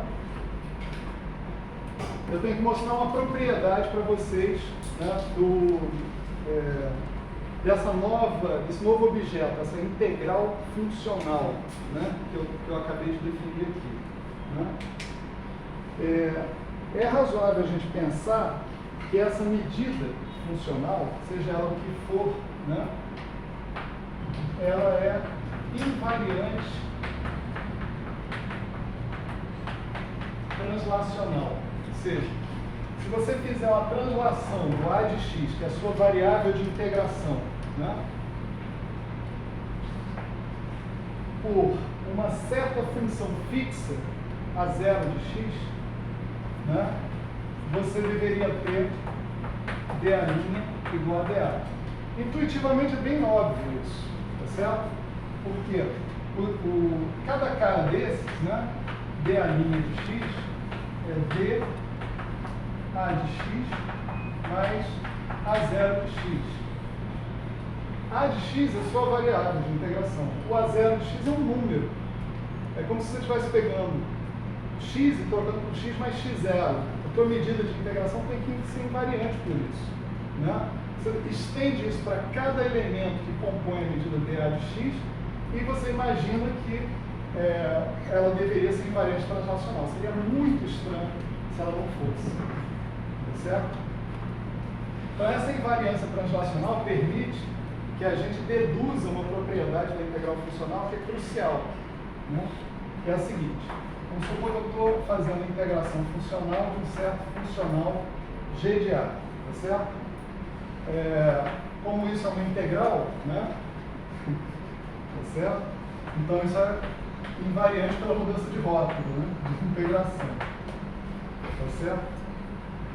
Essa mudança de rótulo de integração agora pode ser tomada como uma mudança de variáveis, se você quiser. Eu vou mudar de A para A', que é igual a A mais A0, tá certo? E vou usar que a minha medida é invariante.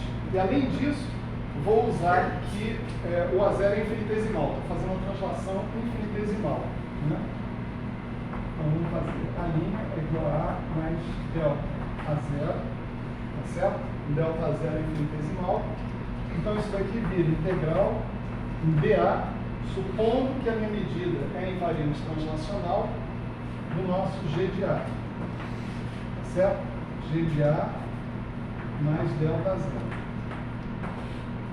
Agora eu posso pegar e expandir esse g de A mais delta A0 numa expansão de Taylor funcional, que é chamada de expansão de Voltaire. Né? Não é nada demais, uma expansão de Taylor é uma função de muitas variáveis continuamente indexada. Né? Então isso aqui vai ficar g de A mais integral d4x de dg dA de x delta a 0 de x. Certo? Agora observa essa primeira parte aqui, ó. Integral em dA de g de A é igual ao que estava lá do outro lado. Integral em dA de g de A. Então, o resultado é que integral em dA desse cara todo que está aqui tem que ser zero. Certo?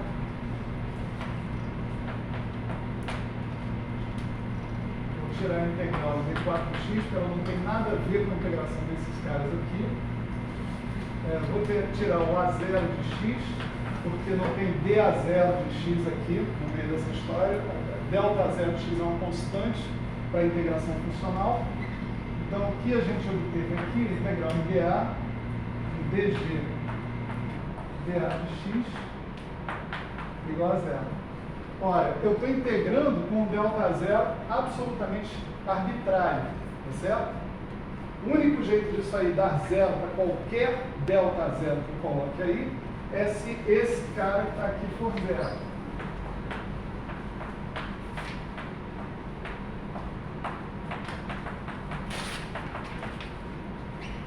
Então, a integral funcional de uma derivada funcional tem que ser zero. Essa é uma propriedade formal? É uma propriedade formal, né? Mas vocês veem que isso é uma consequência imediata de você pedir invariância translacional da sua medida funcional.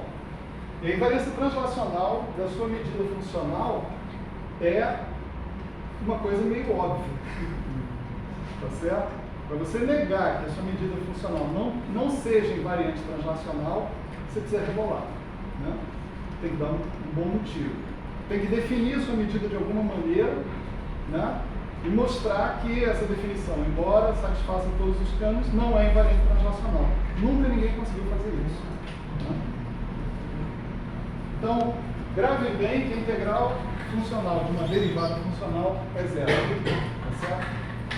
Isso é uma coisa importante.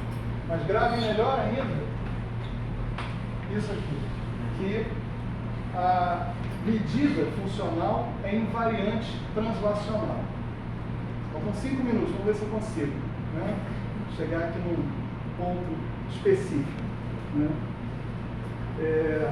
Então, o ponto específico em questão é, vamos acabar com o suspense. Vamos pegar o z de j, né, que nós definimos assim, né, pela nossa transformada de Fourier, dA, f de a, exponencial de i, integral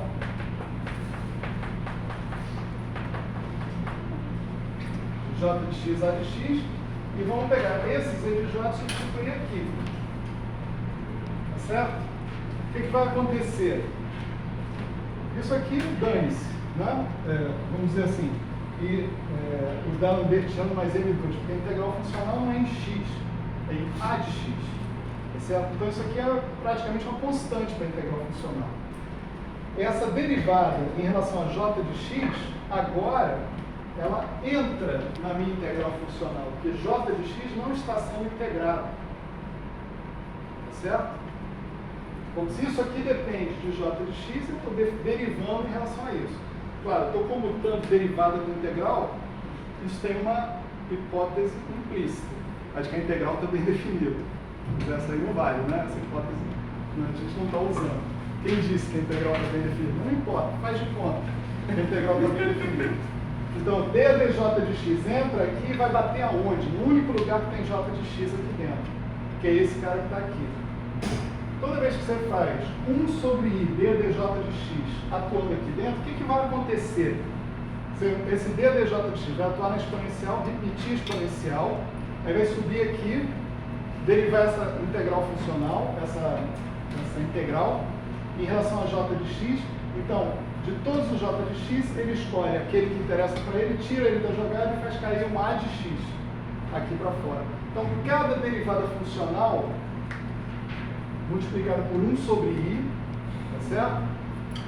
Tem como efeito produzir um campo a de x, correspondente ao ponto em que a derivada funcional está sendo tomada. Está claro isso para todo mundo? É álgebra, tá certo? Sem maiores problemas, né? Então, quando você aplicar esse cara que está aqui, ds dφ em φ igual a 1 sobre d dj de x, o que vai acontecer? Onde tiver φ nesse funcional aqui, você vai substituir por a. Só isso. Dentro da tua integral funcional. Né? Então,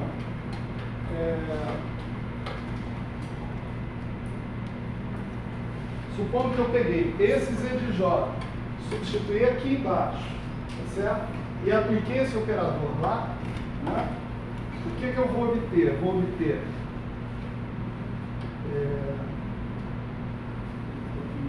está errado aqui na mão. Vou obter integral em dA de ds de A dA de x mais j de x f de A exponencial de I integral j de x a de x. Certo? Tudo dentro da integral. Agora isso aqui não é mais um operador. Tá certo? Isso daqui é um funcional clássico. Na verdade, o que é isso aqui? Isso aqui são as equações de movimento, quando você troca o campo x pelo campo φ, que estava ali, para o campo A. Tá certo? É isso que é isso aqui. O j de x não está sendo integrado funcionalmente, podia até sair, mas eu vou deixar ele aí por enquanto. Né? Bom, aí se aquilo ali é igual a zero, a ideia é que isso aqui também seja igual a zero. Tá certo? Tentador seria você dizer, estou integrando, né, esse negócio com esse f de A que eu não sei ainda quem é, e com esse cara aqui que eu também não sei ainda quem é, desculpa, com esse cara aqui que eu sei muito bem quem é, mas que é bem particular, vamos dizer assim, eu vou então impor que isso aqui seja zero. Isso é uma catástrofe. Não tem razão nenhuma para ser zero. Tá certo? ds, dA não é dependente de J. S não é dependente de J. Como é que ds, dA com J arbitrariamente escolhido vai ser zero? Não dá. Isso não é uma solução do problema. A solução do problema vem daqui, ó. Se você estiver integrando algo que seja uma derivada funcional em relação ao que você está integrando funcionalmente, isso está zero. Então você pode impor agora que esse argumento todo seja a derivada funcional em relação a A de alguma coisa. Tá certo? Se você olhar só para esse pedacinho aqui, ó, J vezes F vezes isso aí já é uma derivada funcional. Né? Deriva em relação a A, tá certo? A exponencial, tira o f de A da jogada, bota o f de A para o outro lado. Deriva em relação a exponencial, 1 sobre I, né? Vezes derivada em relação a A, você vai cair o J. Beleza. E esse aqui? Esse depende de você escolher o f de A. Tá certo? Esse pode ser a segunda metade. Aí você vai ter ds, dA, derivada funcional do f de A em relação a A. Isso é a derivada funcional do f de A. Tá certo?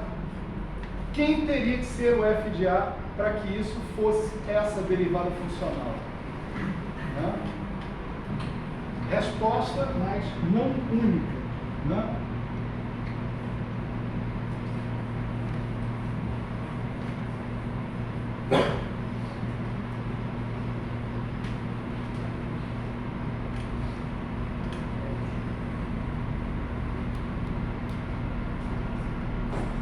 F de A igual a exponencial de I S.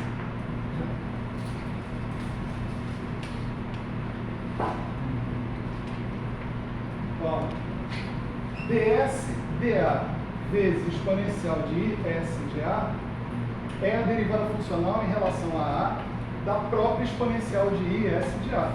Regra da cadeia, né? Regra de Chain, da tabela Chain. Regra de Chain. Tá certo? Então, o resultado é que a gente tem uma proposta para o f de A. Essa proposta vem da solução da equação de Dyson-Schwinger. Eu coloquei minha proposta Z de A na equação de Dyson-Schwinger e eu encontro um F de A razoável, que satisfaz a equação de Dyson-Schwinger, pelo menos formalmente. Então, final da história, né, é que o meu Z de J é integral em dA da exponencial de I, S de A, mais I integral D4x, J de x, A de x.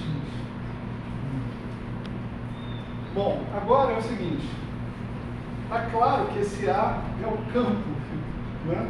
Assim, para que eu vou usar uma outra letra se eu posso usar a letra anterior, né? A única coisa que eu tenho que me lembrar é que o A aqui não era mais um operador. Então o campo aqui não será mais um operador, ele vai ser uma função, no caso uma função escalar, né? Então eu posso reescrever esse cara aqui assim.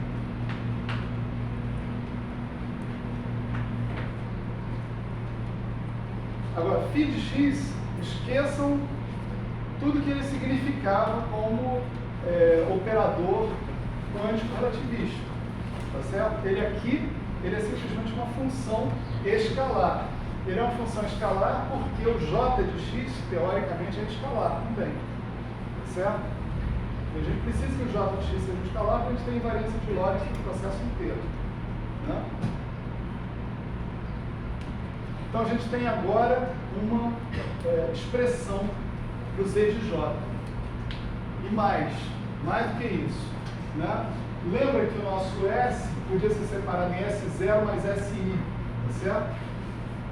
Vamos supor que eu chame de Z0 a exponencial de I S0, tá certo? Então, isso que está aqui pode ainda ser escrito como exponencial de menos I integral de 4x V de 1 sobre I dj de x. Isso é um operador aplicado em Z0 de J. Essa é a parte de interação que eu tirei da integral funcional. Tirei de que maneira? Eu substituí os campos φ de x por 1 sobre I dj. Eu posso ir e voltar para dentro da integral funcional, trabalho que nem no transformado de Fourier. Mesma coisa. Quando eu tenho uma potência dos campos na transformada de Fourier, graças a esse fator aqui, eu posso transformar potências dos campos em potências de derivadas funcionais. Isso que está aqui, se você lembrar que o V em geral contém uma constante de acoplamento e que você tem uma exponencial aqui, é uma expansão perturbativa. Tá certo? Se você perseguir isso com devido ardor, né, você chega à expansão perturbativa tradicional em termos de gráfico de Feynman, da sua teoria. Então, a sua integral funcional, tão criticada, tão problematizada por aí afora, chegou exatamente no mesmo lugar que o formalismo canônico chegava. E, na minha opinião, com muito mais elegância. Embora seja indefinida matematicamente. Tá certo? Isso aí eu acho que era 1/3 da aula da segunda aula. Então, para frente é aula que vem. Tá bom? Por hoje é isso.